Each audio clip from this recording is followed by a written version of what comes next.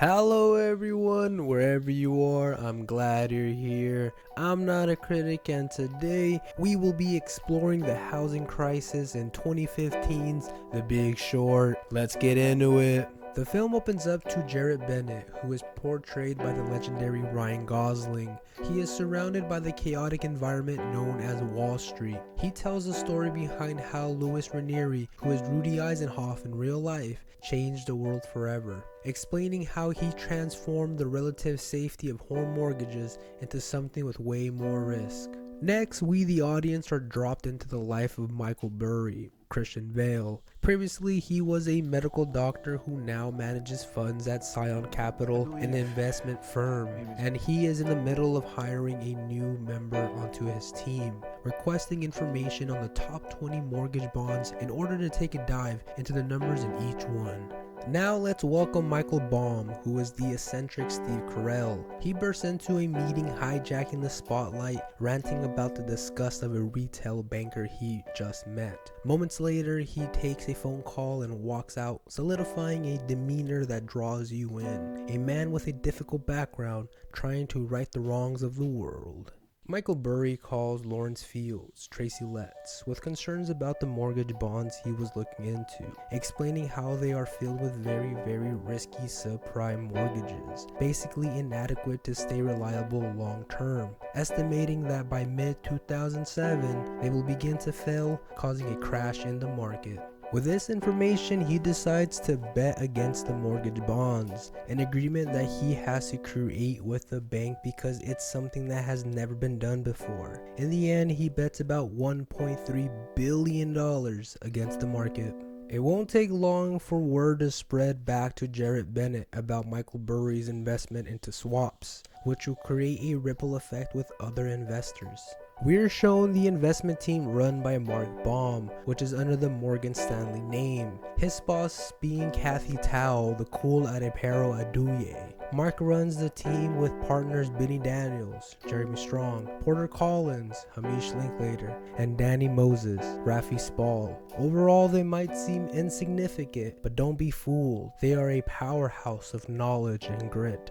Worlds will collide when Jared Bennett would invite Mark Baum with his team to a business meeting. The topic at hand will be the dangers of the housing bubble. Jared uses the effective visuals of a tower of Jenga blocks to represent the inevitable downfall. Other financial groups have discredited Jared, but Mark senses that there might just be something sinister developing. Now the only thing to do is investigate and follow the breadcrumbs to those responsible.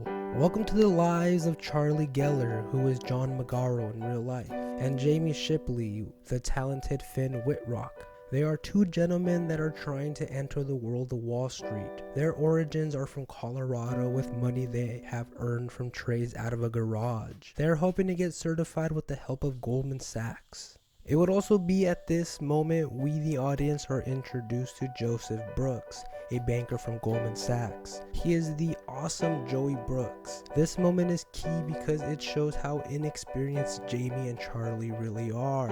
Another key player in the film is Ben Rickard, who is portrayed by the renowned Brad Pitt. He is a retired trader who has distanced himself from the evils of Wall Street. He is a fellow friend of our duo from Colorado. He will be the moral backbone and has a big role coming up shortly.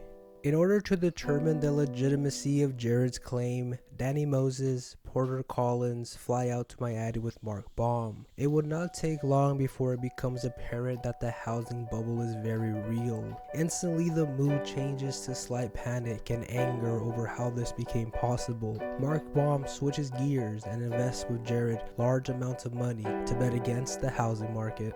The next leg of the investigation would lead everyone to the dry deserts of Las Vegas. There was to be a conference filled with members of every investment firm and bank. The time to get a straight answer was now, and so both Jared and Mark took a seat in the main room. And shortly after it began, Mark stood and asked his questions, and he did not feel happy with the answers he got. It would be at the Las Vegas conference where Ben, Jamie, and Charlie would secure a last-minute investment towards buying as much swaps available. Remember, these guys are the underdogs from Colorado. Emotions are very high.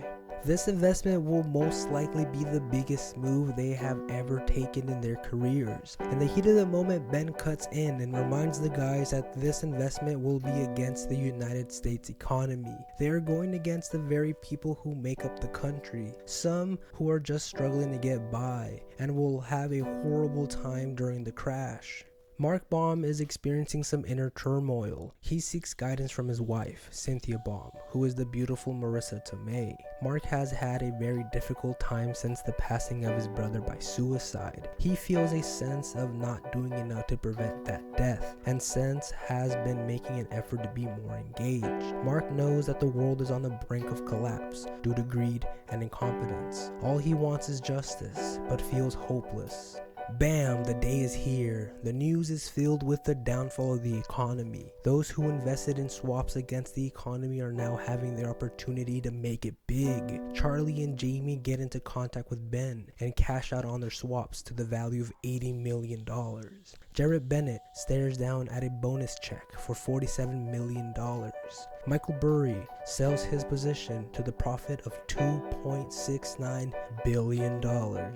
The Big Short highlights the chaotic world we inhabit. One can try to secure their own destiny, but sometimes it becomes disrupted by an outside influence.